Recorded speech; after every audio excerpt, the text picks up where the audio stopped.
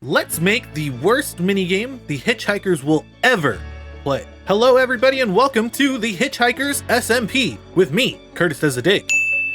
Welcome everybody. This minigame is going to require a lot of materials. As you can see, I have over 9 stacks of heavy weighted pressure plates. Now these could have been any type of pressure plate, but I have a surplus of iron and not a lot of wood or stone, so this is just going to be what we're gonna have to work with. I'm also gonna need this many sticky pistons as well, all of these walls, some trapdoors, and a couple more stacks of other materials. We're also going to need 20 villagers and 12 husks. So this villager breeder is going to be put to work once more. And as for the 12 husks, we're going to need at least 12 name tags so they don't despawn. And right now I only have 4.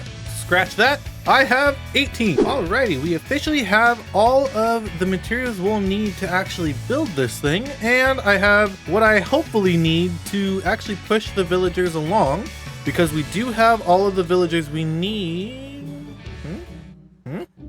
What's this? Okay, let's start off with this. I don't know what this stuff is. Shulker box with a single shulker shell. Dear Hitchhiker name, for your efforts in the gathering of materials for Gort's Shulker Farm, I ask that you please accept this shulker shell. Thank you for all your help.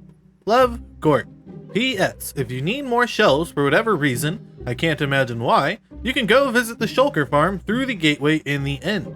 Ooh, yeah, there's not a whole lot I could do with the singular shulker shell, so we probably will take him up on that offer and head to his shulker farm in the end. But then what the heck is this thing over here? It looks like a Herobrine shrine. Got a little book here. Curtis, I'm about to finally have the revenge I've been looking for. Huh? Alright then. Good to know. And I guess we get some free gold and some free redstone. Wonder what that's all about. And we do get a free shulker box and plus 1 shulker shell. I do have a singular shulker shell in my ender chest, so that'll give us at least 1 more box, which is nice. Oh, and then we have this thing here. It says use it well, and it's 4 stacks of blocks of amethyst. And the reason I have this because I let Red Gabs use my villagers for some bookshelves, and this is what I charged her. And now it looks like we have made a deal for 6 stacks of sugarcane for 1 stack of honeycomb blocks. And so that has just been set up right here. We have 6 stacks of sugarcane for her, and we shall be receiving, hopefully soon, 1 stack of honeycomb blocks. And while we await that bounty, we may begin transferring the villagers from right here all the way to our minigames district. This is probably going to be the trickiest part in my opinion, but we'll see how it goes. Just gotta get one of them up here somehow. Nope, you don't want to go up. Okay, will one of you go? Please go. There we go. Okay, good enough. And can we get out? There we go. Ow, took some damage, but that's fine. All right, and then we push on this a little bit, right? We push on, there we go. All right, and then I take this, right? And I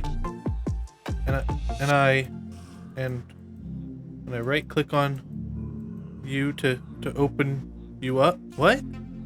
Hello? Oh, okay, I right click it with Colt. Okay, I've never done this before, so please forgive me. I don't have all the brain power to do this. And here we go, moment of truth, and no. Please go back. Okay, all right, the furnace minecart's on its way to save the day. Okay, here we go. And that should push it all the way up, right?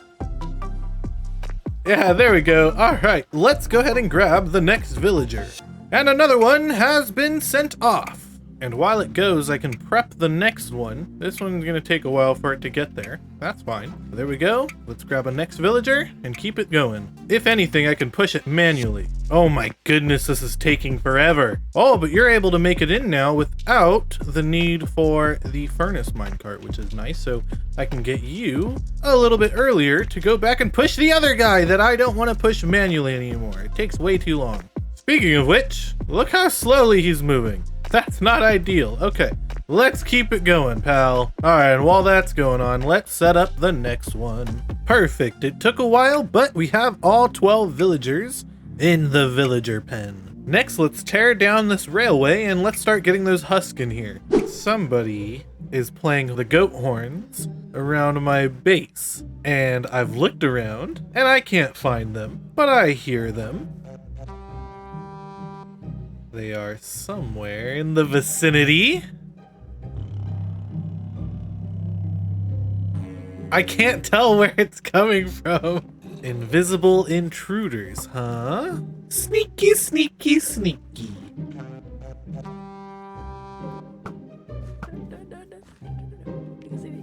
Oh, hello. What have I done? Well, I'll tell you what, I wasn't expecting her to explode when I hit her. So I think this is all of her stuff, but I do want to try out these goat horns because I have not been able to acquire my own yet. So let's check them out. So we have Feel, Seek, and Ponder. So Feel is, it's kind of weird. I don't know if I like it. Okay, Seek, that's the... Ooh, somebody responded with their own goat horn. Seek is the one that the pillagers use, and then Ponder. Ah, okay, very nice indeed. Well, let's give this stuff back to her, because I'm sure she'll be lost midgeon without it. I hear you giggling over there. You hear what now? I hear you giggling over there. Anything. I hear everything. This is your stuff. Thank you. You prankster. You exploded on impact. It was kind of funny to watch from my end. Not gonna lie. Is it just you? Or are there others here as well? Well, good magician doesn't reveal their secrets now, do they? I can see you with the arrow sticking out of you. No, you can't. You're imagining things. You're imagining things. Here, set your respawn point. You're imagining things, okay? You're just imagining things. There we go. It's okay. At least you're close to your stuff this time. Whoa, whoa, whoa. Hey, wait a second.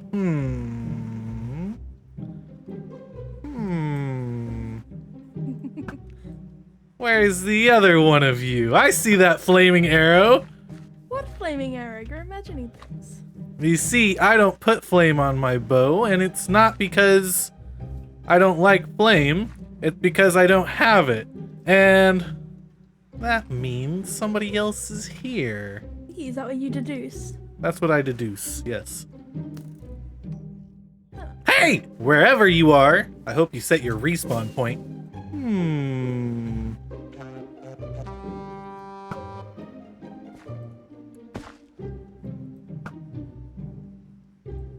There you are. There you are. What do you mean there I am? What? I heard horns and so I came on over. Sure. So where were you hidden? I will never tell my secrets. I'm a good hider, I think. Yeah, She's the sure. master of hide and seek. I am, actually. I fooled Lost Midgeon twice and Rusty once and then you once now. I'm excellent at it. I have a base I have to build. Yeah, I have a mini game I have to build. Ooh! You guys are distracting me.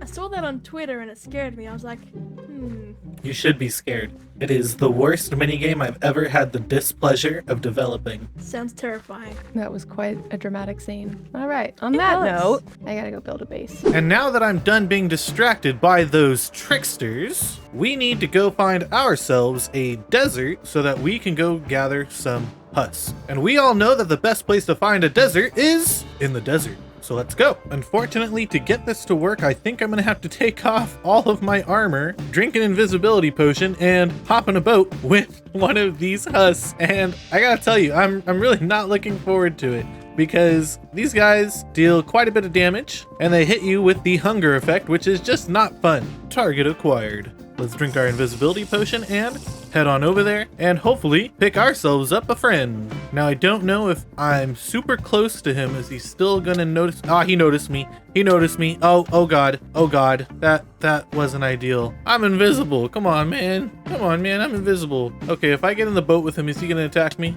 Yes. Ah, this isn't gonna work. Well, Well, I tried doing my face view so I could talk to you guys, but I just realized I'm invisible. Let's put on a helmet so you know.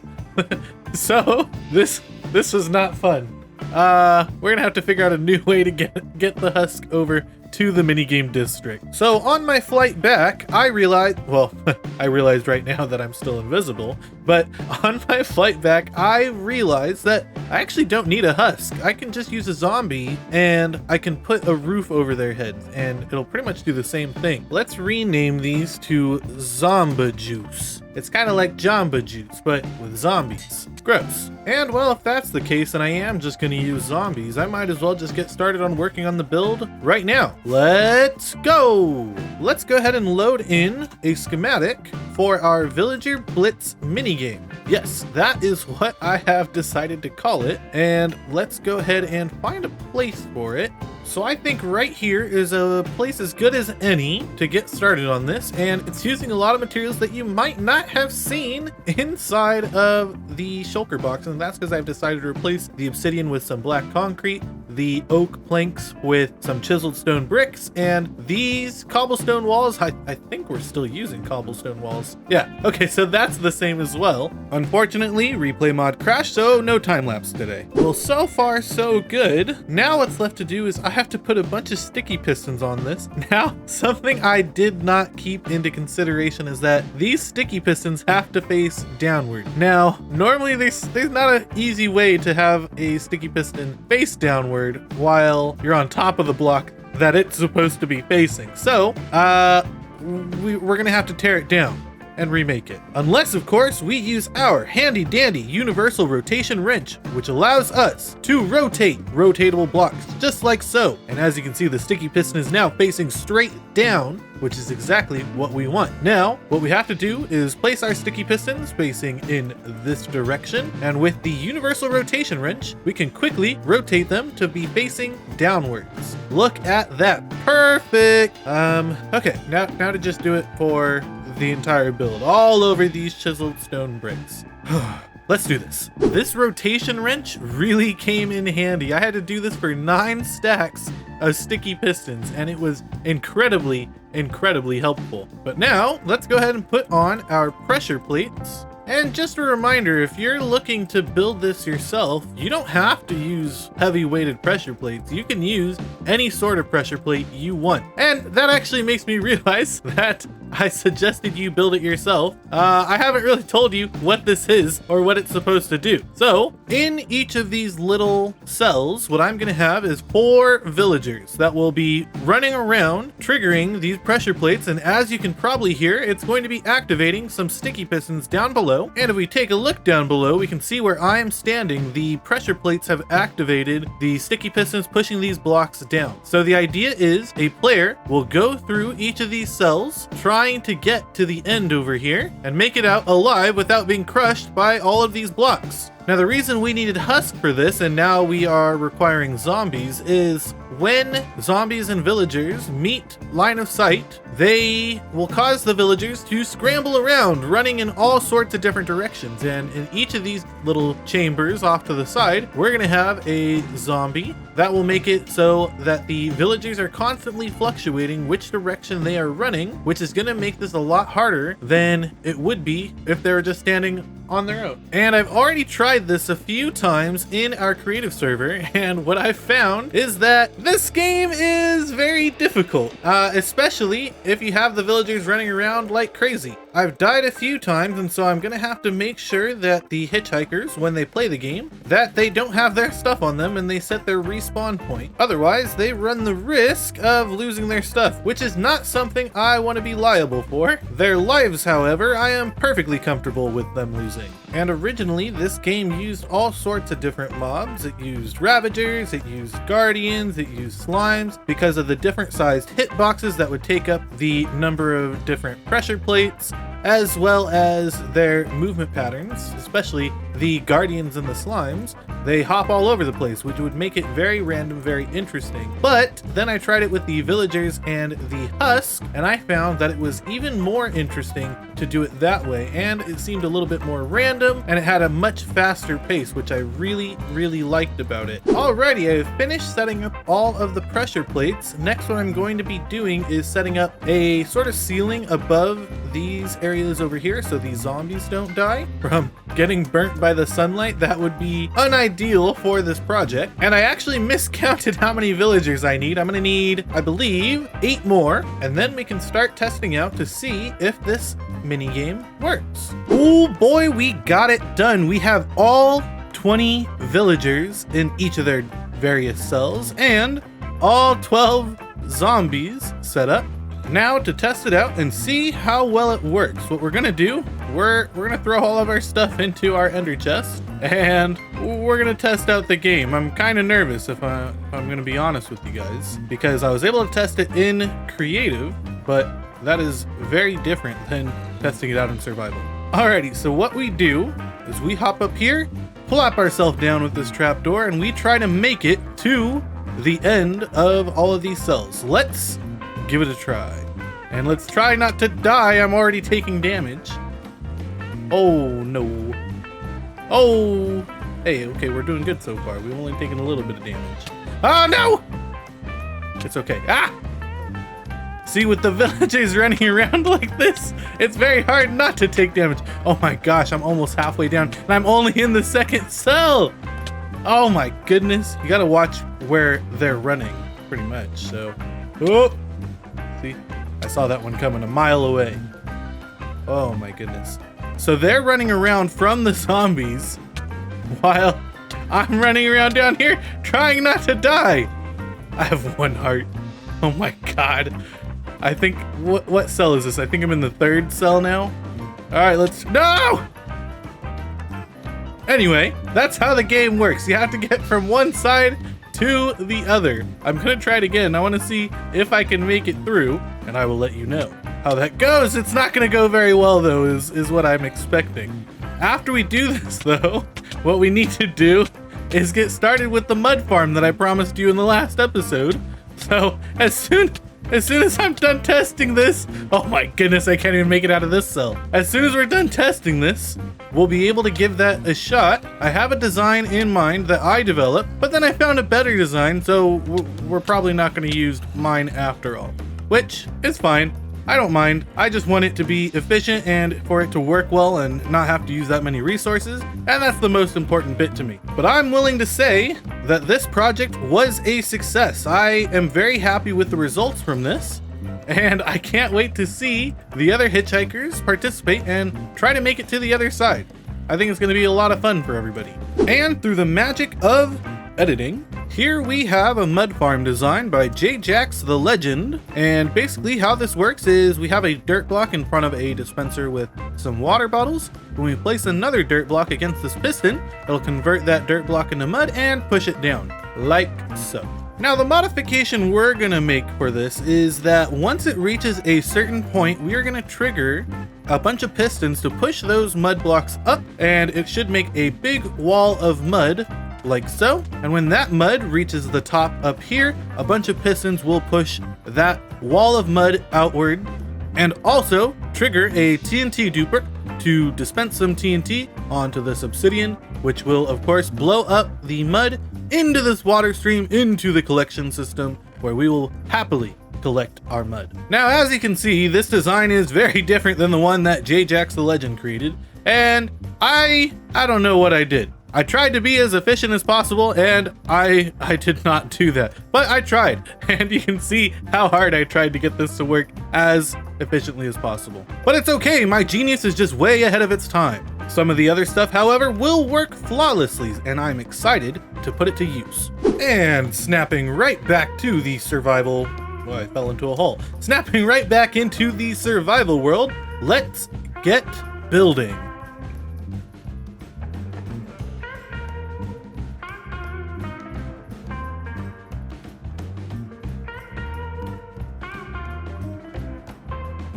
Alrighty, now that this has been built, let's go ahead and test it out. I have a ton of dirt for us to use, and so what we gotta do is head over to right here, and we literally just hold down the right mouse button, and eventually the dirt will get converted all into mud and get pushed down, and when it reaches the end, it'll touch this wall. These pistons will activate, pushing it back up, and then once it reaches the top of this piston wall, these pistons will activate, pushing them out. And when that happens, what we'll see is the TNT will activate, dropping down onto this obsidian block, and will blow up all the mud, which will of course come sliding down right here. So let's see how that looks right now. Okay, so it's almost there. We need one more block and then it will activate. So it gets pushed up, then out, and then a TNT will come down, which will blow up that, and perfect. We got some coming down immediately, and it was 16 blocks. That's not bad. It did look like some got lost in the back, so that's something we are going to have to work on somehow. We'll figure that out. But so far, so good. Alrighty, I've put a small waterfall here to see if maybe that'll help. Let's give it a try and see what happens. Okay, let's see. Hopefully it helps. It seems like we got quite a bit on top of that block right there, which is not ideal. But we did get a couple more pieces. Okay, so, the only thing I could really think of to make this work a little bit better would be to move this back one and maybe down one and see if that helps a little bit. But that is going to be a problem because that's going to change where the TNT drops from. So we're going to have to try figuring that out at some point. But I think we can leave that for another day. The losses aren't that important to me. The most important bit, in my opinion, is the fact that we get any mud at all, and we could worry about the issues some other time.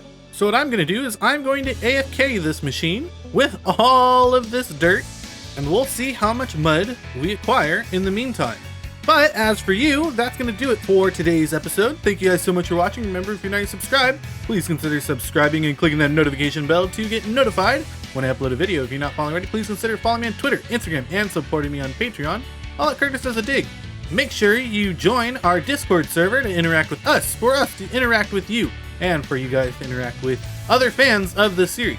Thank you guys so much for watching, and I hope to see you in the next episode. Have a good one.